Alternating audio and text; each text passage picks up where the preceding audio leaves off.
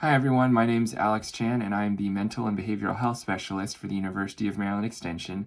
And for our last video as part of our Mental Health Awareness Month campaign, I'm going to be talking to you all about couple relationships. So couple relationships are definitely tied to your overall health and your mental health. And the research shows us that men's health is especially impacted by the health of their relationship.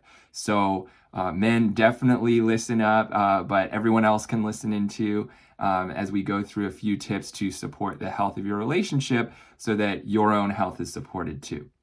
All these tips are based on the National Extension Relationship Education Model, which is based itself on years of research and social science on what makes relationships last and what makes them stable. So let's dive in.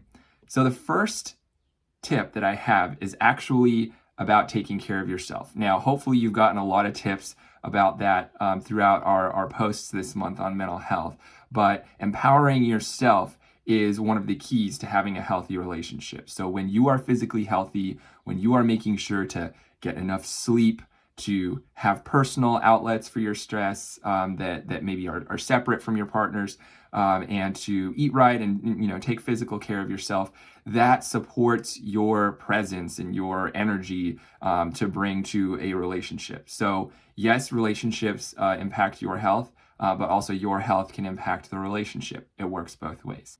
So what's next? Well, this past year has probably shown a lot of us that our relationships and our personalities can change. And although, we hopefully get to know each other pretty well before being in committed romantic relationships, there's still the opportunity for growth and change that naturally happens over time. Ask questions. Ask questions about your partner's life and thoughts and their feelings on a daily basis. Make sure you're up to date on their life so that your perception of who they are is correct. As you show that curiosity and make sure that you are up to date on what's going on for your partner and how their brain is working at any given time, you're also making feel good by showing interest in their life.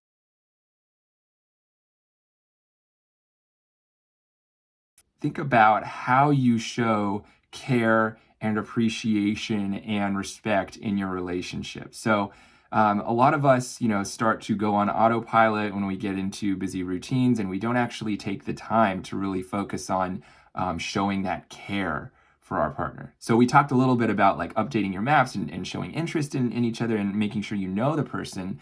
But also you want to think about, what am I doing to actually show my affection and support for the other person? So make sure part of the things that you're learning about your partner as you update your perception of who they are is, how do they want to receive affection? How do they want to be loved? What is meaningful to them, and how can I provide that?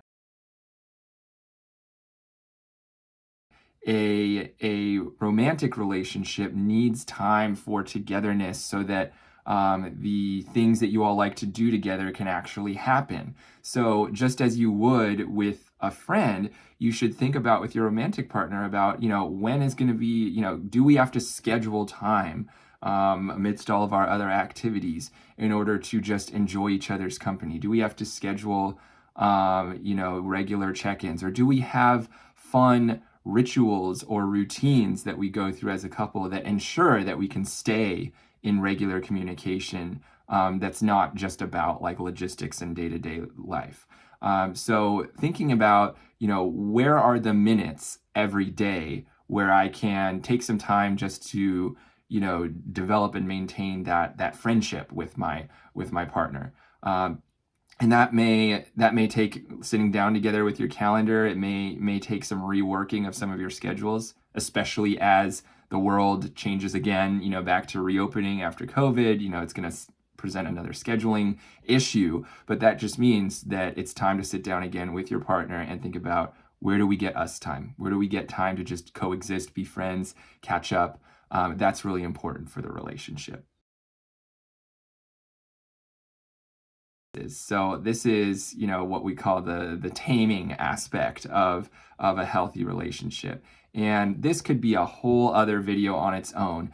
The biggest tip I could give here is that you want to try to approach conflict from the assumption that the reason my partner may be showing me distress or negativity or making demands of me that's causing these conflicts, the reason why this is happening is because my partner is trying to restore a sense of connection.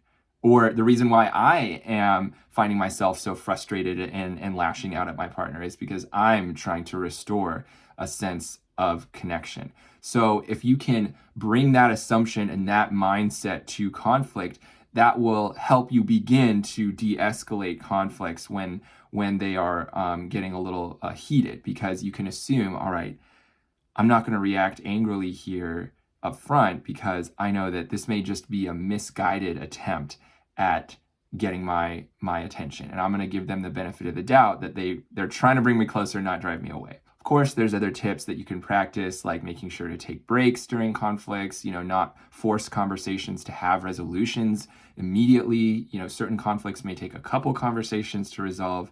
So take your time, start with a positive assumption, and make sure that you are, taking care of yourself so that you bring your best attitude to a potential conflict.